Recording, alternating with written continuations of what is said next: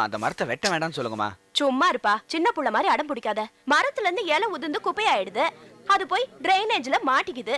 அதனால அக்கம் பக்கத்துல இருக்கிறவங்க திட்டுறாங்க. தினமும் அவங்க கூட சண்டை போடுறதே. மரத்துல இருந்து மாங்காய் விழும்போது பொறுக்கி தின்னாங்களே, அப்ப நம்ம ஏதாவது சொன்னோமா? வந்துட்டாங்க.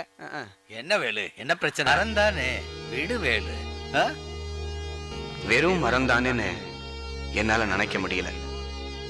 அந்த மாமரத்து நிழல்ல நானும் தங்கச்சியும் உட்காந்து படிச்சது, சின்ன வயசுல ஊஞ்சல் கட்டி ஆடுனது, அணில் கடிச்சு போட்ட அந்த மாங்காய்க்காக நானும் தங்கச்சியும் சண்டை போட்டது, இந்த நினைவுகள் எல்லாம் அந்த ராத்திரி முழுக்க என்ன தூங்க விடல.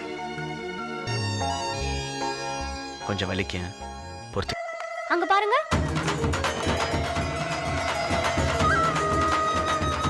மரத்தை நான் வைக்கிறதா இல்ல.